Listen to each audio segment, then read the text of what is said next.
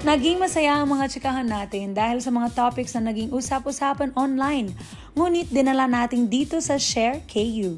Kaya tara at balikan natin ang mga ilang unforgettable kwentuhan.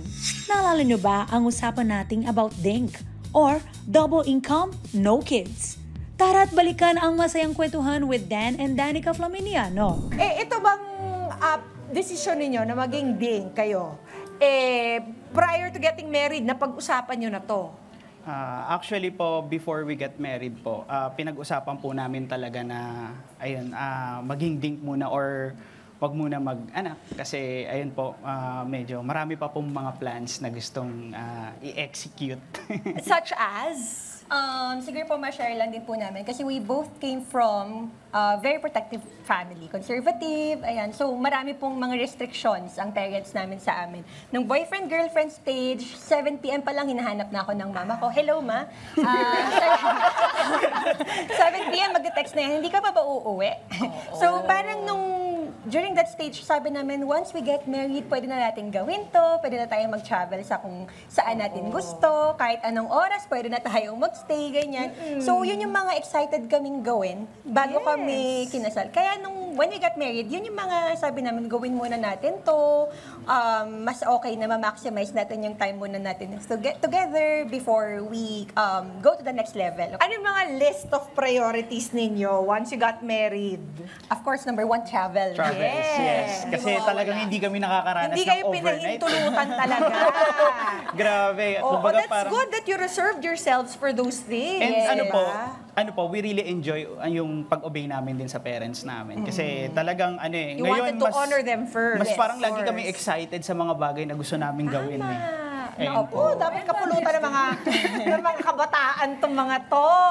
Tapos, when do you want to? Nakikita nyo na ba in the horizon kung kailan kayo magkakaroon ng anak at hindi ba naman kayo pinuputakti naman ng mga tanong ng mga tita, ng mga lola? Sa mga tanong naman po, naririnig po talaga namin siya. Every family reunion, every event, Pasko, New Year, ganyan. Parang kami, gusto namin umiwas nga minsan pumunta kasi parang, tatanungin na naman tayo nila. Hindi kayo tatantanan yan. Parang hindi nga kumusta yung une. Yes. Parang, may apo na ba ako? Actually po kasi sa tradition natin dito sa Philippines, di ba, when you get married, dapat kailangan mag-anak agad. Di ba? Kaya, naintindihan naman po namin sila kasi syempre nasa traditional po sila stage na pag nakikita talaga nila kami, kailan nyo ba kami bibigyan ng apo? Kailan ba kami makakakita ng makulit na tumatakbo dito sa harapan ng bahay ninyo or sa loob ng bahay ninyo? Hindi kayo nakasanayan. Answering their questions. Actually, how do you answer them each and every time? We take it lightly. Kasi Paano sinasabi mo, Danica? Daratingin din yun? Opo. Actually, ang sinasagot po chill, namin. Chill. Yes. Ano ba? Wala pa po sa plano namin. Tsaka importante po maging firm kayong mag-asawa. Yung, kumbaga, kada tatanungin nila kayo, maayos nyo rin ipapaliwanag sa kanila kung bakit ganito yung naging desisyon nyo as of now. So yung decision nyo talaga is to have quality time for each other. Yes, quality time. Kasi mukha namang, hindi naman financial ang naging dahilan, which is the reason most people do it. As a matter of fact, sa States nga, parang 43% ng population nila ay talagang nagpupursiging maging DINK. Because of financial reasons. Financial reasons. Kasi more financially stable sila, more financially secure. Pero, hindi ba hinahanap-hanap pa ng inyong sarili, yung fulfillment of having children around? Actually, we're not closing our doors for that.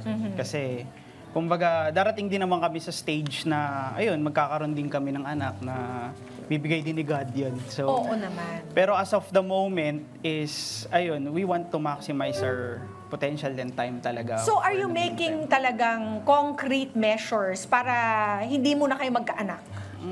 Yes po, meron pong mga timeline din po talaga kaming nilatag. Tsaka yung sinabi niyo po na fulfillment, siguro po kasi naging malinaw po sa amin before we got married na kung darating man, dapat fulfilled pa rin kayo as married couple. Kung hindi man, dapat fulfilled pa din. Oo, kasi biro mo, ibibigay mo yung cargo na yun doon sa magiging anak mo o dapat i-fulfill mo kami. Yes. Sabi mga nanay at tatay mo, ha? Opo. Curious lang ako kasi kung din kayo, tas double income nga. So paano nyo binabudget yung inyong ano? Meron ba yung nakatabi for travel to, eto for something? May ganun ba? Actually po, yung sweldo kasi namin, kinocombine namin. So, yung sweldo ko talaga, binibigay ko sa kanya. Bali, dalawa po ang sweldo ko. Ayun yung sabi nga niya, Sweldo ko. ang pera niya. Sweldo ko. Pera ko. Makipag-stop, go, and wait naman muna tayo sa usapang taxi cab theory kasama ang fun and bubbly na si Joel. Bakit ba kailangan right and ready? Yak, yun yung favorite quote ko actually na feeling ko nakatulong na maging mas intentional when dating. Kasi si Matthew Hussey actually ang nag-coin nun na the right person for you is both right and ready. Kasi anong gagawin natin sa kung siya yung ideal person mo, everything checks all the list. Pero kung hindi naman kayo pareho ng gusto, di para saan pa? Gaano kakatagal maghihintay na napaparahin yung taxi? Tama nga naman. Yeah, Pwedeng maging right, pero kung hindi ready, paano? Wala lang din. Diba? Wala lang din. Maghihintay ka lang forever and ever. How long you wanna... Pero pang lalaki lang ba ito? Feel ko hindi. Actually, well, kasi di ba yung line na yon lumabas sa isang TV show like 20 years ago. And honestly, realizing din now, it applies to both men and women also. Kasi kailangan nandun na tayo sa state na yun na handaan. Feel na natin ready na tayo na aside from loving ourselves, na pwedeng magmahal na ng ibang tao at alagaan ang isang relationship. Paano nating malalaman yan, Joel? Kasi nga, dumating na tayo sa point na alam natin yung taxi cab na yan. Yes. So, how do we get there para at least may discernment ang mga kada natin, babae, lalaki man, kung ano man. Basta, kung anong dapat gawin kapag nag-taxi cab, lights on and off tayo dyan. Unfortunately, no, wala tayong ilaw, no? Wala ilaw to, ready na. to make sure na, ay, ready ako. Oo. So since wala tayong ganon, the best that we could do is communicate what we're looking for. Hindi necessarily asking them kung ready, but more, ito yung gusto kong mangyari, gusto kita, match ba tayo ng gusto at this moment? And syempre, madali lang din sabihin, oo, ready na, ikaw na. Pero kailangan pa rin ng actions. Madaling sabihin yun, na ikaw, bukas na yung ilaw ko, ganyan. Pero kung hindi naman nagmamatch yung actions, na parang nakikita mo naman na hindi ikaw lang yung kausap or parang nagde-date pa siya, At saka ang dami na Diba? ngayon, Joel, meron pa tayong situationship, di ba? yes, exactly. So paano na yun? Ang daming... Nandito ako. Please educate me. They call it the Gen Z way of being in a relationship but not putting a title to it, situationship. Yeah, yung So, parang may may friends sense. siya nga tawag Pero itong doon. taxi cab theory, itong ina-explain mo, medyo nakaka-relate ako. Bakit? Nakaka-relate talaga ako Mommy kasi B. yung right and ready. I think, parang feeling ko that's what happened to us. Kasi, medyo we became, na-engage kami nang hindi kami. Oh, wow! Di ba? Tumalon na. Ako talaga yan. Pero parang ready siguro siya at that time. My husband, si Gary, alam naman ng lahat. So during that time, short lang to, ready siya. So he asked me for marriage. At talagang parang yung utak niya kasi, doon na siya papunta. I want to get married, I want to settle down. And siguro ako talaga yung, sa haba ng hair ko. Nahulog na dito, Mommy B. Siguro ako talaga yun. Sorry. Oo nga. Tapos ako naman at the time, I was ready to commit to him. Okay. So, di ba parang feeling ko nga when I read this, sabi ko parang swak. Kasi you could be the right person. Siguro nung mag-boyfriend kami, right person na kami sa isa't isa, pero hindi pa kami ready. So we broke up for a year. Yeah. Oh, di ba? Pasok na pasok ako dito eh. Pasok na pasok at Yeah, makaka-relate po yun. Nakaka-relate. Kasi may bago na nga ngayon. Buti nga, hindi kanya bin breadcrumbs. Oh, yes. May breadcrumbs na yun. Breadcrumbs na yun. Ang Tapos dami when na, unti-unti nila, bibigyan Parang pinaasa ka. Bigyan ka konting love, ganyan. Paano naman, Joel, yung mga kada natin na kasalukuyang naka-experience ngayon ng taxi cab theory, anong payo mo ba sa kanila? Kung nandun man sila sa isang sitwasyon na parang in a relationship at ready na sila to take the next step, pero nakikita nila na parang hindi pa nandun sa mindset ang kanilang partner, whether it's a boyfriend or girlfriend, kung sino man, communicate that and then assess within yourself, parang how long are you willing to wait? Kasi may mahal mo yung tao, hindi mo naman pwedeng bitawan naman na agad-agad. Hindi yan yung gusto ko. So, take the time. Is this the relationship I want? O sige, how long can I wait? Tapos parang dapat malinaw ka sa sarili mo na ganito ka lang katagal din that really maghihintay. Kung ano, I mean, I think may onting buffer minsan mag-extend na mag-extend. But at the end of the day, choice mo pa rin siya. You take responsibility for the choices you make. Na to wait or to stay or to, kind of In our abandon case, what it was you a want. risk kasi we broke up, di ba? Tsaka nasa pakiramdam It mo was a yun, risk di because ba, we broke Miss up. B? Nasa pakiramdam mo na, Siyempre, pakiramdam ko nung time na yun, hindi naman ako ready or hindi kami talaga. But then when we got back together, we did not even get back together. He just asked me Diretso for na marriage. agad. Maybe at that time, we were both ready. So, yun nga, tama lahat ng sinabi niya. Yung Joey. Tama lahat ng sinabi niya. Nagkaroon din tayo ng mga seryosong usaping tulad na lang sa mga nagdaang bagyo at kung paano nga ba tayo dapat makapag-cope up sa mga ganitong klaseng unos sa ating buhay. Sometimes, ang dali sabihin, di ba, na parang it's all about your thoughts, nasa isip lang yan. Pero paano naman yung tao na hirap talaga siyang bumangon, yung siya mismo parang down na siya. Anong kailangan niyang gawin? One of the things that is Support system. really effective. So aside from support system is very important.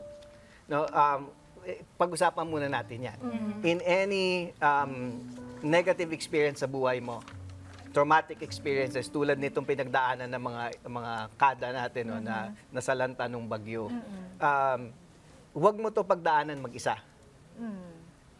Your family is there. You can look for counseling. Yes. You can look for mental health professionals that can help you you can cope easily no sa mga pinagdadaanan mo. Mahirap yan pagdaanan mag-isa. Tama. So don't isolate yourself Yes. during this time. Another thing lang I think is important and it's very easy to do. And I would like to do this with everybody here. Okay. No? Can I invite all of you to stand up if this is okay? May gagawin lang tayo mabilis. Sige. Ayan, kahit yung ating mga audience, mga kada squad natin. So, I need you guys to stretch out yung hand ninyo. So, iunat lang niyo yung kamay ninyo. And I want you to think na on your left hand mo is negativity. Negativity. Dito sa kanan, gratitude. So, ang iniingatan natin is in any experience na meron tayo, we don't focus too much on the negative. Yes. Hindi natin sinasabing walang negative na nangyayari. Correct. Hindi lang pwede na yan lang yung focus natin. Kasi if we just focus on the negative, ang tendency natin, mami-miss out natin lahat ng meron pa sa buhay natin na nandiyan pa naman. All the other good things and blessings sa buhay natin. So, paano natin masigurado na hindi tayo ma-overwhelmed by the negative? So, negativity and gratitude are like a seesaw. I mean, seesaw, di ba? So, when one is up, the other is down. Pag tumataas yung negativity natin, ang manonotice natin, yung gratitude, ano nangyayari? Bumababa. Pag tumataas naman yung gratitude sa buhay natin, bumababa yung negativity. So, ayan, thank you. Pwede na tayo umupo. Galing. Kala ko may Pinag-exercise ko lang kayo. Napakaganda ng visualization na yan, Anton. And what we want here for people to understand is that meron tinatawag na intentional gratitude. Intentional gratitude ay kahit walang nangyayaring maganda sa buhay ko, like visibly, yung ang dami kong pinagdaanan na hindi maganda ngayon dahil sa bagyo. Nawala yung sasakyan namin, nasira yung mga gamit sa bahay. Kahit hindi lahat ng nangyayari sa buhay ko ay favorable, I intentionally look for things to be grateful for. Naghahanap ako ng mga bagay sa buhay ko that I can be thankful for. Pag ginawa natin yon, ang nangyayari is hindi tayo nagfo-focus solely on the negative experience or on the negative things. Hindi tayo nagkukunwari na wala siya dyan. Wala yung negative. Nandyan siya. But we choose to look at also all the good things pa na meron pa sa buhay natin. So at this moment, sa bansa natin na ang daming dumanas na hindi maganda, we should also intentionally look for good things that's still in our lives. Katulad Kasi ng meron mga pa rin iba yan. nating mga kada na nagpapakita ng bayanihan, di ba? Tumutulong sa mga nangangailangan, Yes. lalo na sa ngayon.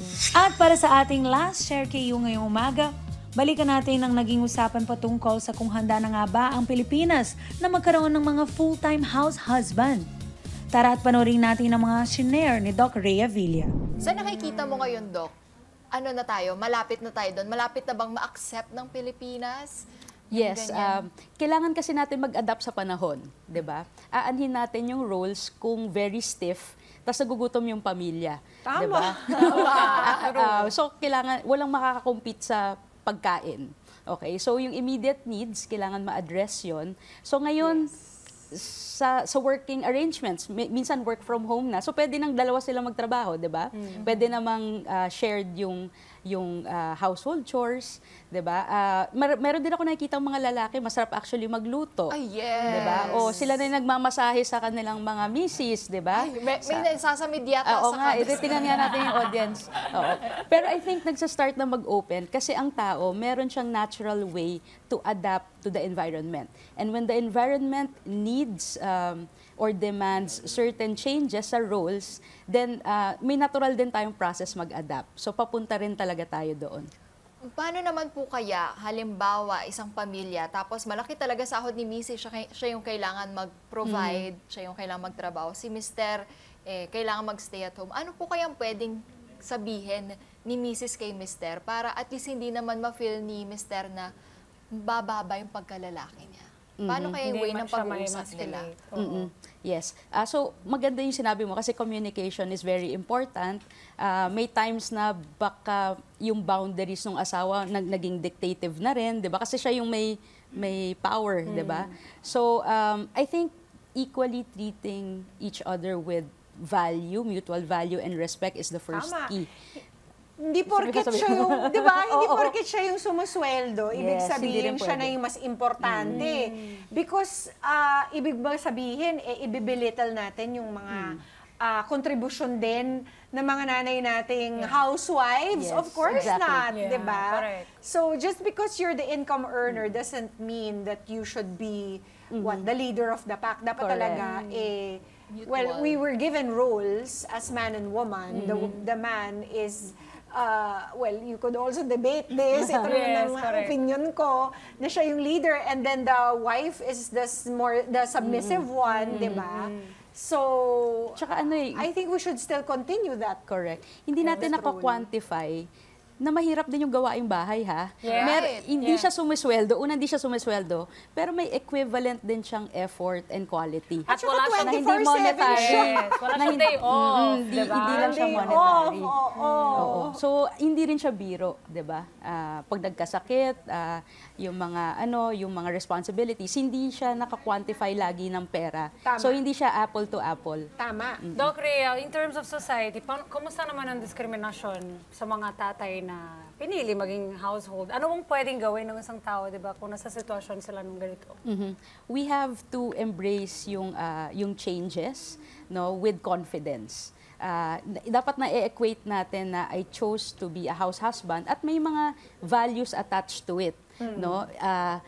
Pwedeng mas nakikita yung hindi siya nakaka-less masculine na type, no? Pero if nakikita nila yung tatay nila may oras, may time, it also contributes to the growth. So tingnan natin siya as an opportunity to grow at hindi burden. Hindi siya parang dahil wala akong trabaho, dahil ako'y sa bahay, ako yung dehado dito, no? You equally contribute dun sa pamilya na chinus mong buuin, no? At mataas yung value with that, no? So yun yung una. Tapos look for ways to also have your own support system, 'di ba? Pwede ka rin naman siguro once a week or kung kailan na kasama mo pa rin barkada mo, 'di ba? Hindi naman nawawala yung iba mong pagkatao or values mo just because nasa bahay ka. So i-redefine mo ngayon yung konsepto ng pamilya. At the end of the day, ang gender roles, it's just a family construct, konsepto siya.